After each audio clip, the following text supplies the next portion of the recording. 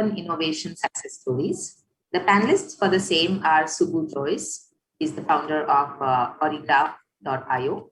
Subbu has been involved in startups in strategic technology leadership roles for over 29 years.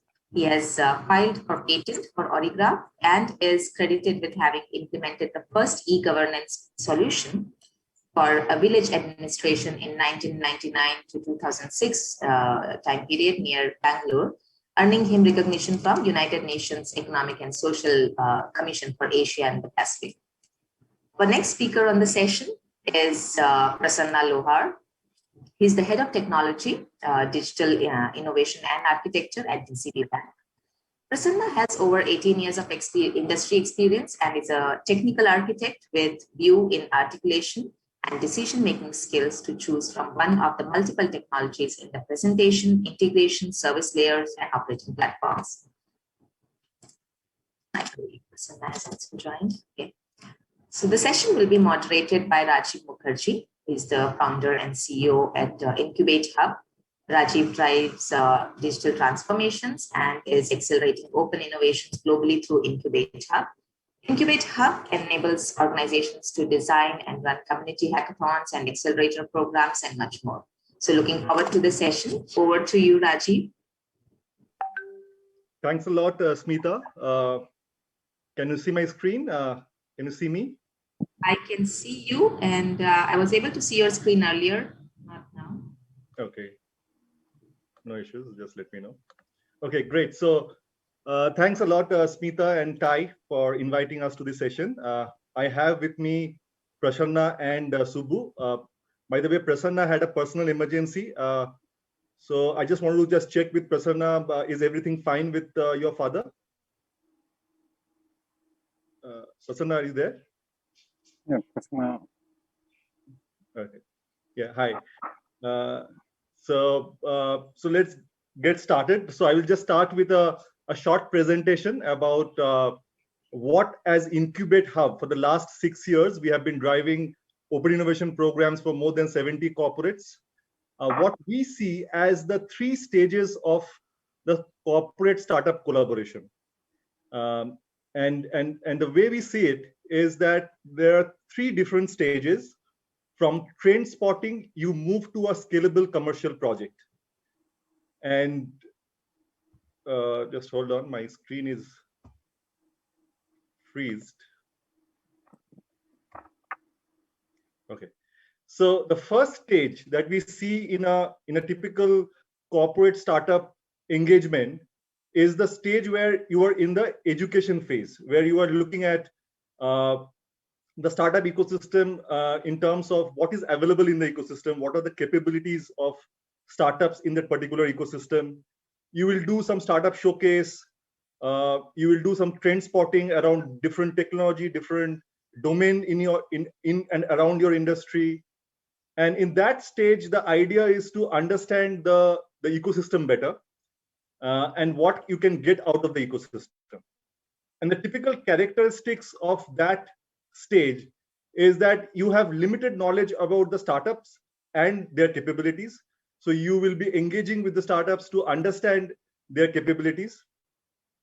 There will be also a lot of internal blockers. We have seen that when a corporate plans to start an open innovation program, there are a lot of internal blockers for a successful collaboration. So you will try to minimize those blockers by exposing the startups to your other business teams through different startup showcase and trend spotting exercises. And at the end of that, what you will be trying to do is launch a program through which you will engage with the startups. The stage 2, typically what we have seen is where the collaboration actually starts. When you are now become confident to engage with the startup ecosystem, you start designing your use cases, the use cases that you will be working with the startups. You have figured out that which use cases you will be doing internally and which use cases you will do with the startup ecosystem. And you will design for a proof of concept and move towards a pilot.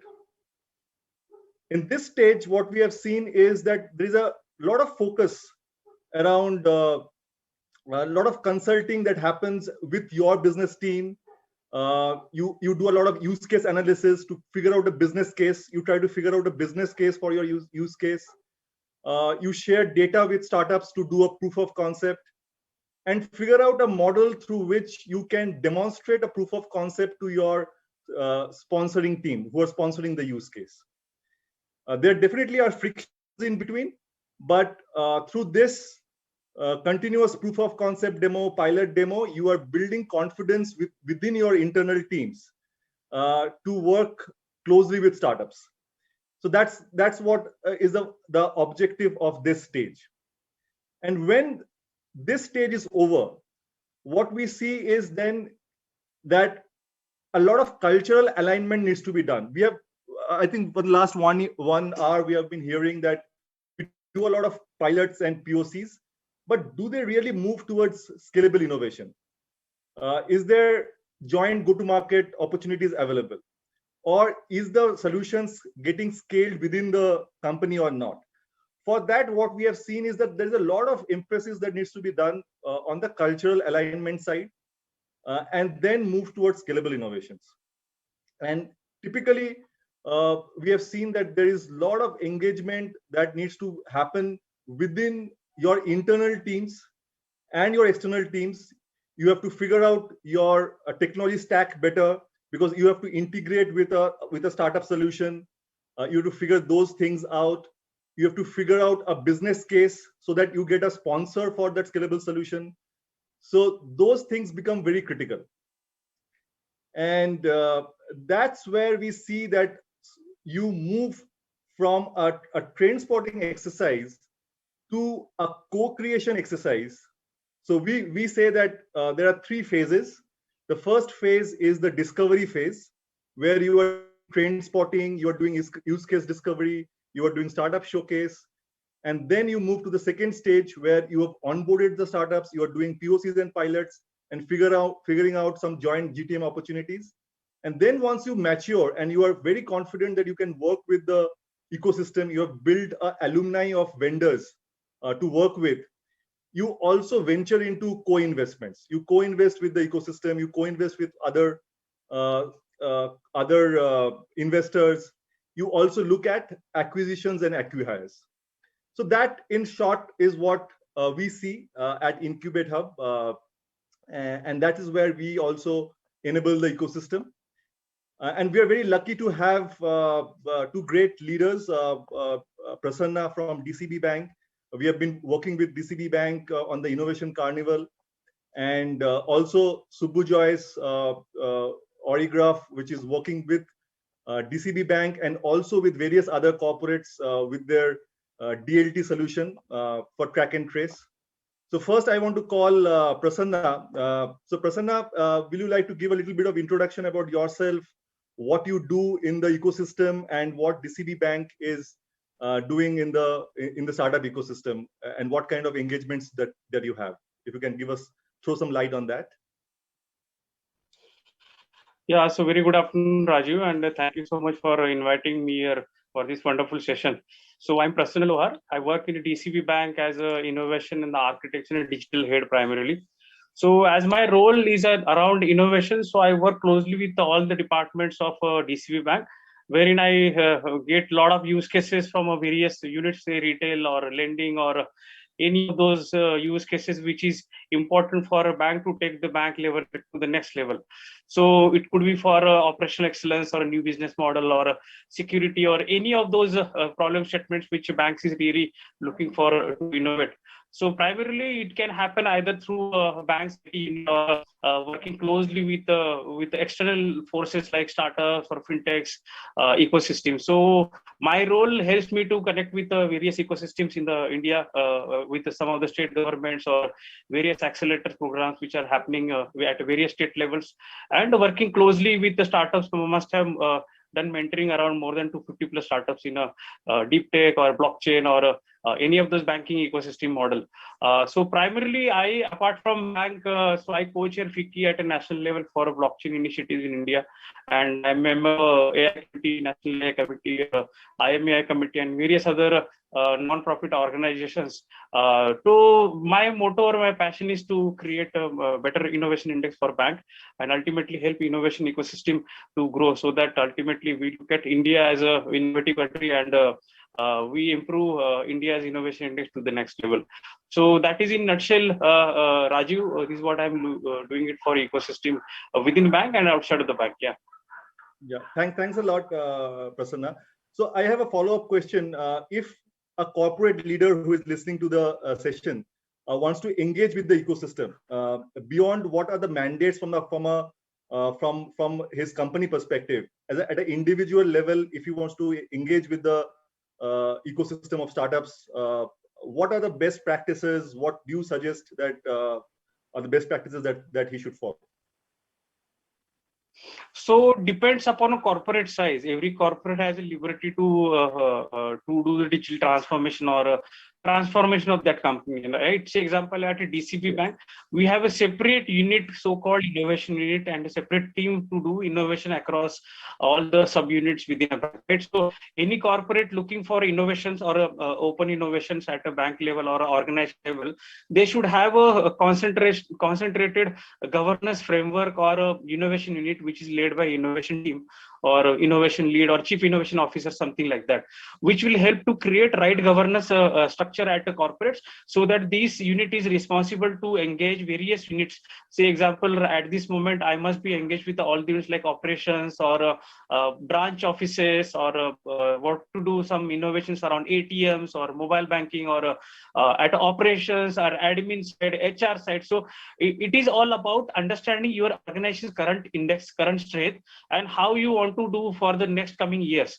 So it can be with the help of my amalgamation of some startups or some innovation from outside, or to work closely within all the business units. So at DCB, we have created an innovation council or innovation advisory board, which occasionally or monthly basis work together towards an agenda to make a DC Bank innovative bank. So we are around 40 plus problem statements which is being scouted with the help of various business units within a bank, and we have a continuous innovation program at a bank which helps to get ideas and innovative products from our employees itself.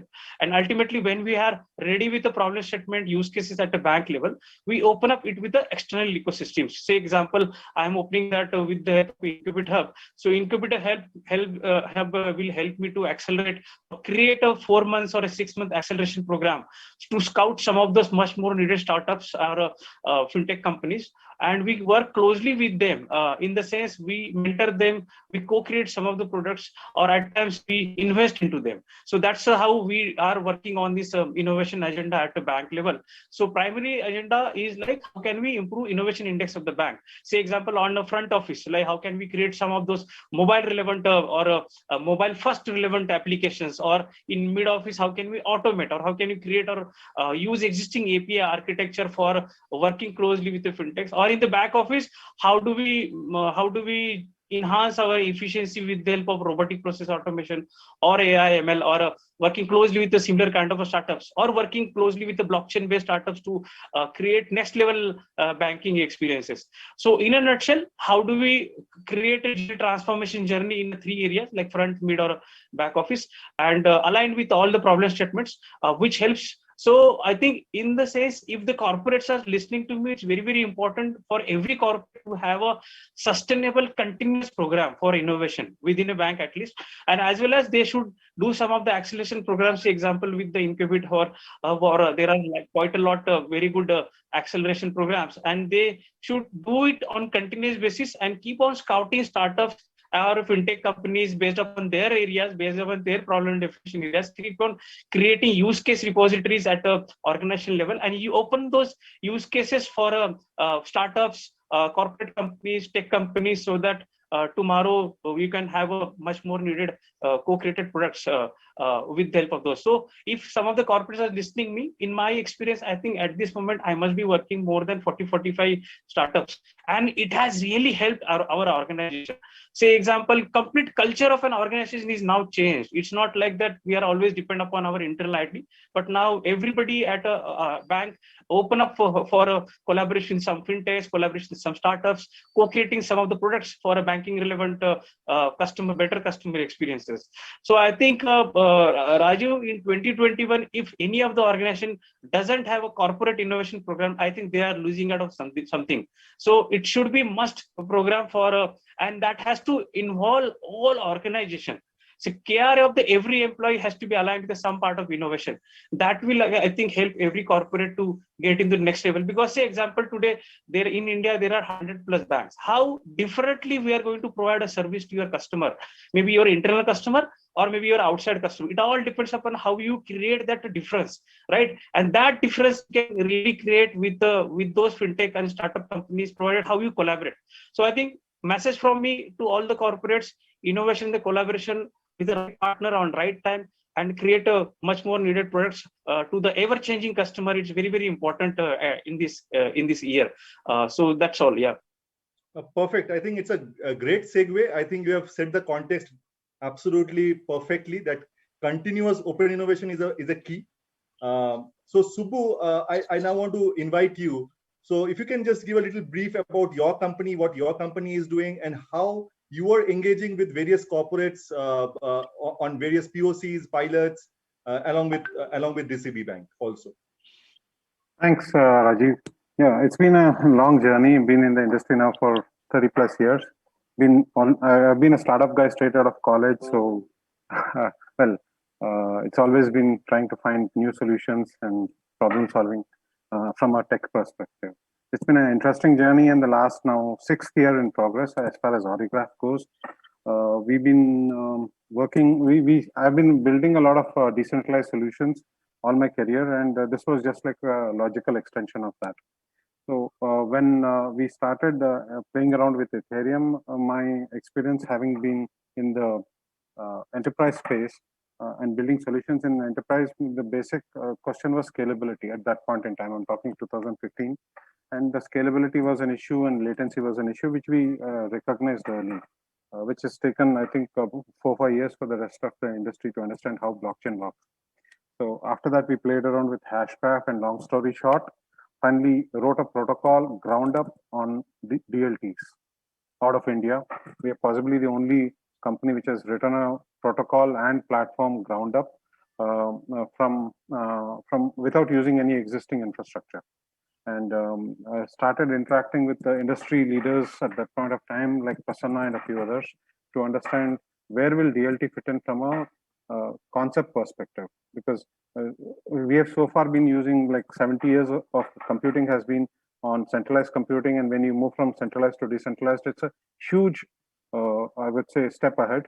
But that's what the future is going to be. So interacted with Prasanna, a few other friends, and got to know how we can look at co-creating something where enterprise can move from centralized to decentralized system, because for them also there's a lot of investment that's gone in, right? So we had to also manage the migration path while we give something of value. And identifying value in this case was very significant, because everything that you build in a product is about value. If there's no value in the product, there'll be no adoption. And we've been seeing for the last 13 years, we have had blockchain, but we haven't had very many, or we have hardly had any production class solutions that are live in the world. So that was also the driver about writing a protocol ground up and then filing a patent, getting that through while we build the platform and solution. So it was, I would say, multiple roles at any given point in time, which is, I think, typical of any startup in today's world. And like when we participated in when we were invited to participate in the DCB Bank Innovation Carnival back in 2018, we won recognition, we won acclaim in that, we won an award, and people began to recognize us that there's something different here, there's something quite interesting to consider beyond blockchain. And that sort of was a big boost. However, any deep tech, especially in the Indian context, there are challenges. India is actually pretty risk averse in that sense. Almost all the businesses are very risk averse when it comes to adoption of technology. For them to take a leap of faith, so to say, becomes a challenge. There has been a long journey. So we in that sense, we have had good success with Prasanna and DCB Bank because they've been quite open to accepting, at least inviting new ideas and new concepts.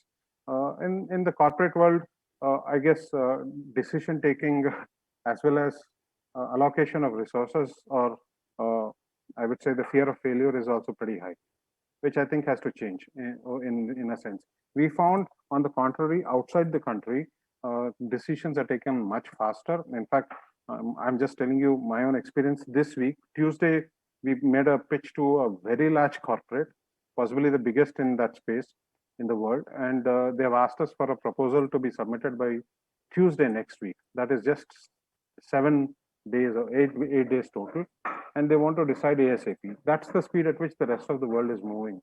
While in India, we still are, for someone to even consider a solution, though it demonstrates sufficient value, and they recognize the value, it takes ages for people to take a decision.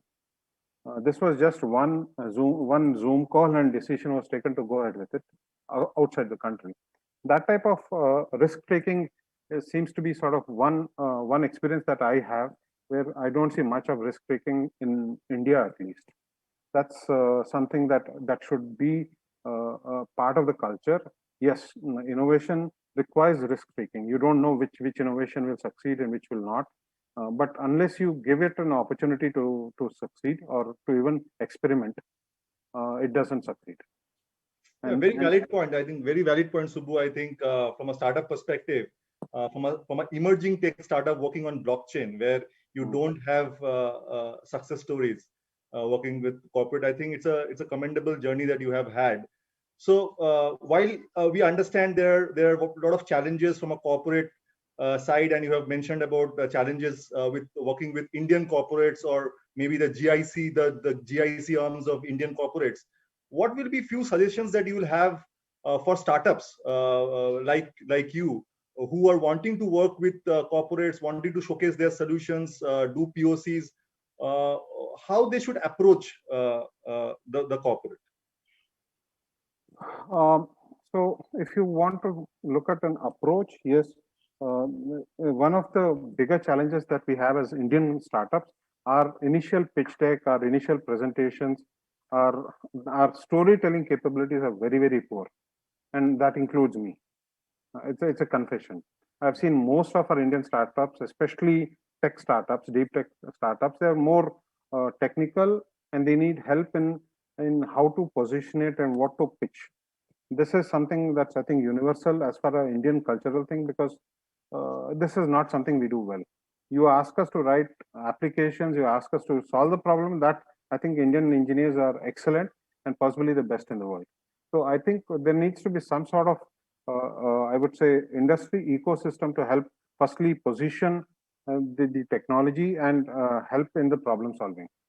Both more than at the startup end, and more at the I would say the corporate end of business. Got it. I think very valid point. I think the last speaker in the last session, Madhurima, was talking about mentoring sessions that they do in their accelerator programs to make the startups ready for pitching inside. I think those are valuable inputs. Maybe those who are running corporate programs, they should have some sessions around getting them ready to be pitched internally. How to kind of position the solutions to be pitched internally. I think very valid point, Subbu. Do we have Prasanna? Prasanna, are you there? Yeah. Yeah. Okay. So I think moving to the topic of a successful use case. If Subbu and Prasanna, if you can talk about the use case, whatever is not non-confidential about the use case that you are working with Subbu, and what kind of success that you have had with the use case, it will be great. Yeah, I think, Raju, I think it's good to say, apart from use case, how do you really derive the use case for any organization? Very, very important, right? Say, Yes. example, I say, Subbu blockchain company, and let me do some POC and pilot, let me keep him happy. And I also feel that happy, I've done some work on blockchain. It's not like that. We need to see what is that use case or a problem statement which is helping my organization to take my organization's level to the next level. That's how Subbu has helped us. Rather, Subbu, I must say, every corporate should look at to such a use cases which will either reduce some cost or bring some operation efficiency. It could be some new business model or something which is relevant to their demand or their customer experience expectation. So likewise, looking at a blockchain and the way I started my blockchain journey, right, end of 2015, and we met Subbu 2017, and since then I think we have done quite a lot of engaging sessions with the industry as well as at a DCB bank also. So coming back to your original question, use case, right? On and how is the blockchain is going to shape our banking industry? So I presume that in 2030, banks will be banking on a blockchain itself. They will not be on a centralized kind of an architecture the way we have today's UPI, and we are very happy with UPI, right? But down the line, next 4 to 5 years, we'll again see the pitfalls of the UPI, pitfalls of the IMPS, where reconciliation take a lot of time, and rather lot of time it takes lot of man hour, a lot of issues. If something goes wrong in reconciliation, how to really reconcile and to handle those disputes. It's very, very important to understand how do we operationalize or how do we create operational efficiency at a reconciliation part. Okay, otherwise I think banks will, I can give you example, those are the banks who are sitting on crores of losses on reconciliation. Okay, and some amount when in the ATM reconciliation, wherein in some of the PSU bank, the amount could be in thousands of crores. Just imagine so much of losses just because of some traditional kind of a banking, right?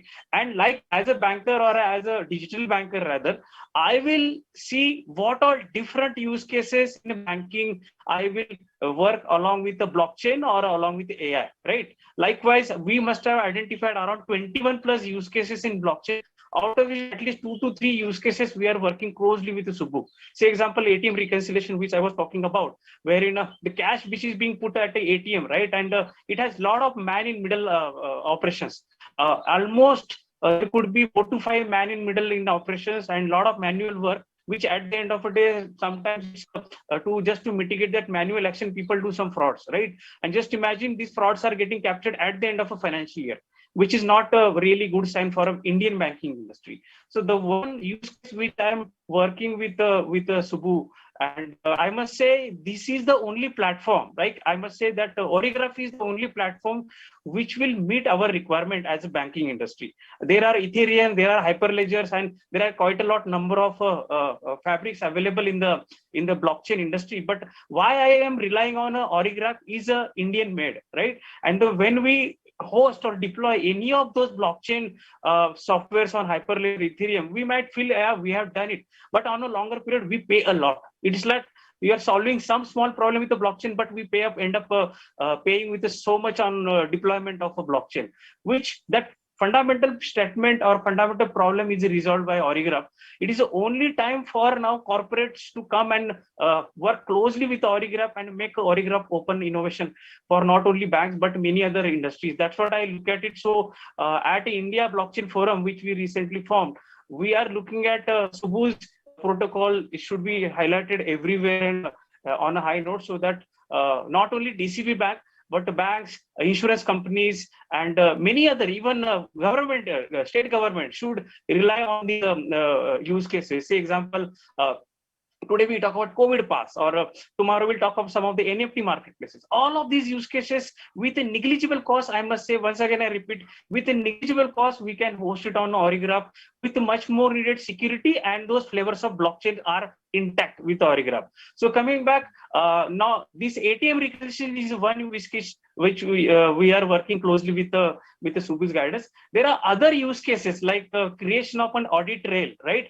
Audit trail is very, very important for RBI and a regulation, right? Any fraud happens, how you are keeping audit trails into the systems. Just imagine this audit trail is saved in a blockchain which cannot be tampered, right? Say example, recently I came across one fraud, like the SIM card is being utilized, right? SIM card is being utilized to receive an SMS, which is a soft SIM card, which is not a hard SIM card.